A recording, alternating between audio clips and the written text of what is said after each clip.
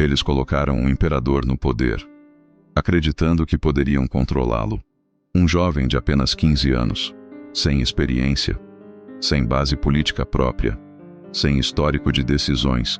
Mas o que aconteceu nos meses seguintes não apenas surpreendeu aqueles homens, reescreveu o equilíbrio de poder no Brasil e revelou algo que ninguém ainda havia entendido. Dom Pedro II não seria apenas um símbolo. Em julho de 1840, o Brasil ainda carregava as marcas de quase uma década de instabilidade. Revoltas regionais que sangram o país de norte a sul, a cabanagem, no Pará, a balaiada, no Maranhão, a sabinada, na Bahia, a farroupilha, no sul, que já durava 6 anos, disputas políticas constantes, um governo que tentava funcionar, sem imperador.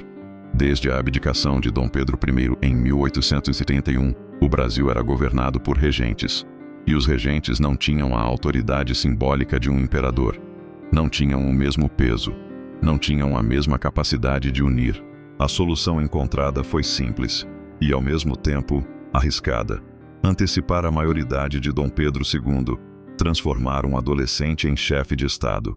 Mas essa decisão não foi apenas institucional, ela foi profundamente política.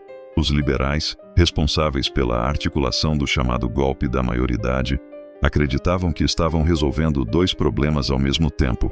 Restauravam a autoridade do império e assumiam o controle do governo, porque na lógica deles, o jovem imperador dependeria de orientação. E orientação significava influência. Na prática, significava poder. O que eles não calcularam era o que estava dentro daquele jovem silencioso. Nos primeiros meses, nada parecia fora do esperado. O Ministério Liberal governava. Decisões eram tomadas. Nomeações eram feitas. A máquina política funcionava. E Dom Pedro II permanecia em silêncio. Mas não era um silêncio vazio. Era um silêncio atento. Ele observava tudo. Reuniões, conversas, movimentos, interesses. Estudava relatórios com uma disciplina incomum para sua idade.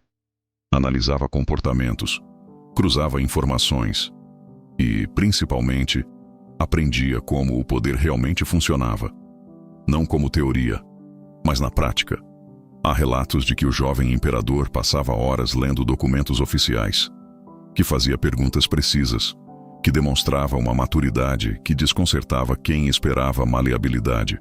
Enquanto muitos viam um jovem inexperiente, o imperador estava silenciosamente construindo sua própria leitura do sistema. Para entender o que acontece a seguir, é preciso entender uma peça fundamental do sistema político brasileiro. A Constituição de 1824, a primeira do Brasil independente, criou 4 poderes: legislativo, executivo, judiciário e um quarto, que não existia em nenhuma outra constituição do mundo ocidental: o poder moderador. Na teoria, era o poder do imperador como árbitro da nação. Um poder acima dos partidos, acima dos ministérios, acima dos interesses imediatos. Mas o que ele permitia, na prática, era extraordinário. O imperador podia nomear e demitir ministros, independente do resultado de eleições, independente da vontade do parlamento, sem precisar de aprovação, sem precisar de negociação. Era uma ferramenta poderosa, mas até aquele momento, poucos haviam visto ela ser usada com plena consciência. Os liberais que articularam o golpe da maioridade conheciam esse poder, mas talvez não tenham calculado que aquele jovem de 15 anos também o conhecia, e sabia exatamente quando usá-lo. Então veio março de 1841, sem tensão visível, sem anúncio prévio, sem crise declarada. Dom Pedro II tomou uma decisão. Ele demitiu todo o Ministério Liberal, de uma vez, sem negociação, sem transição longa, e nomeou um novo gabinete, conservador. O impacto foi imediato, porque aquele gesto dizia muito mais do que parecia. Os homens que haviam colocado o imperador no poder foram afastados por ele. O jovem que deveria ser conduzido passava a conduzir. E o que foi a reação dos liberais? Protestos, sim. Discursos inflamados no parlamento. Acusações de que o imperador estava violando o espírito constitucional. Mas o imperador não havia violado coisa alguma. Aquele gesto era perfeitamente legal. Dom Pedro II havia usado o poder moderador, exatamente como a Constituição de 1824 previa. E foi esse o golpe dentro do golpe.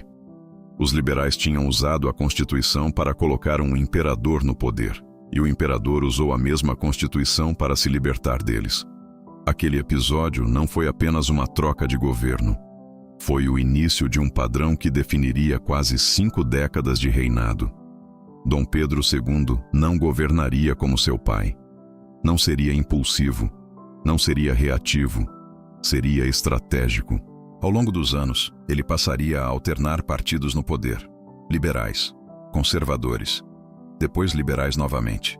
Não por capricho, mas por cálculo. Nenhum partido dominante por tempo suficiente para controlar o sistema. Nenhum forte o suficiente para ameaçar a estabilidade. Nenhum capaz de se tornar maior do que o próprio império. Era um jogo político, controlado do centro. E esse centro era o imperador.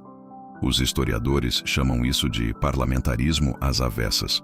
Em vez de o parlamento controlar o governo, era o imperador quem definia quem governava. Um sistema que muitos criticaram, mas que, por décadas, manteve o Brasil unido, enquanto quase toda a América do Sul fragmentava em repúblicas instáveis. A decisão de março de 1841 produziu um efeito imediato. Mudou a percepção do poder, mudou o comportamento dos políticos e, mais importante, mudou a expectativa sobre Dom Pedro II. Ele deixou de ser visto como um jovem inexperiente e passou a ser visto como algo muito mais difícil de lidar. Um governante independente, silencioso, paciente e imprevisível.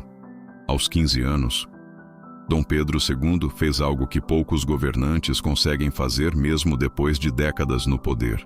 Ele redefiniu o jogo, sem discurso, sem confronto direto, sem espetáculo, apenas com uma decisão. E, naquele momento, o segundo reinado realmente começou. Agora eu quero saber a sua opinião. O golpe da maioridade salvou o Brasil? Ou apenas mudou quem controlava o poder? Deixa nos comentários. E se você ainda não assistiu ao episódio anterior sobre o segundo reinado, se inscreve no canal.